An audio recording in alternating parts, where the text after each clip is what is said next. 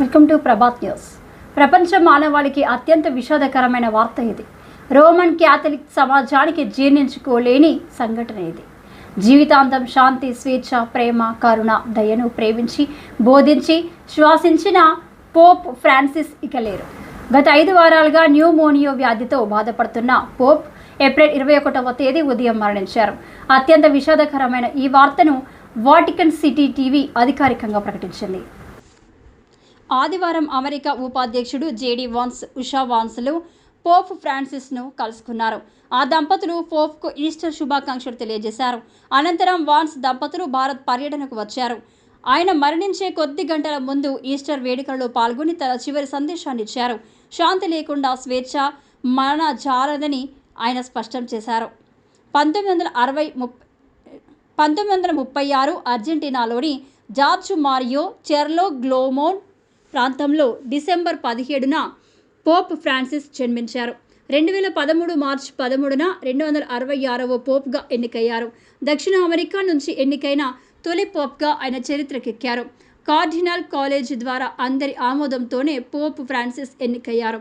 2000 సంవత్సరాల చరిత్ర కలిగిన వాటికన్ సిటీకి 266వ పోప్గా ఎన్నికైన పోప్ ఫ్రాన్సిస్ సమాజంలోని అనేక అంశాలపై నిష్కర్షగా తన అభిప్రాయాలను తెలియజేశారు. ప్రత్యేకించి ఆదాయ అసమానతలను, వాతావరణ మార్పుల పట్ల తన ఖచ్చితత్వాన్ని వ్యక్తం చేశారు.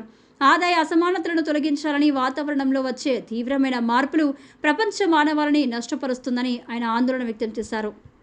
అంతేకాక వలసదారులు, శరణార్థుల పట్ల మానవత్వంతో వ్యవహరించాలని కోరారు. మరణశిక్షలకు వ్యతిరేకంగా ఆయన తన గళం విప్పారు.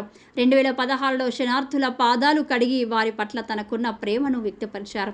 తన 13 ఏళ్ల పోప్ బాధ్యతలలో 47 విదేశీ పర్యటనలు చేశాడు. 66 దేశాల్లో తన సందేశాలను ఇచ్చారు.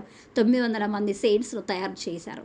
పోప్ మరణం పట్ల వివిధ దేశాలకు చెందిన అధ్యక్షులు, ప్రధానమంత్రులు, ప్రభుత్వ ప్రతినిధులు తన సంతాపాన్ని వ్యక్తం చేస్తున్నారు.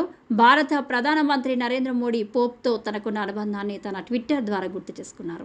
ఆయనతో కలిసి ఉన్న ఫోటోలను ట్విట్టర్లో పోస్ట్ చేశారు. 2021లోను 2024 జూన్ G7 దేశాల సమావేశాలకు వెళ్ళినప్పుడు ఇటలీలోనూ నరేంద్ర మోడీ పోప్ను కలుసుకున్నారు. ఈ సందర్భంగా పోప్ ఫ్రాన్సిస్ను భారత్కి రావాలని ఆయన ప్రగాఢంగా కోరారు.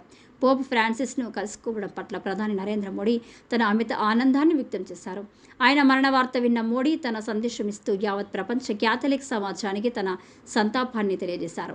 జీవితాంత ప్రపంచ మానవాళికి తన ప్రేమను పంచేందుకు పోప్ ఫ్రాన్సిస్ కృషి చేశారని చెప్పారు. ఆల్ ఇండియా కాంగ్రెస్ పార్టీ అధ్యక్షులు మల్లికార్జున్ ఖార్గే, ఆ పార్టీ అధినేత రాహుల్ గాంధీలు పోప్ ఫ్రాన్సిస్ మృతి పట్ల తమ ప్రగాఢ సంతాపాన్ని తెలిపారు. ప్రపంచ మానవాళికి పోప్ ఫ్రాన్సిస్ చేసిన సేవలను వారు గుర్తు చేసుకున్నారు.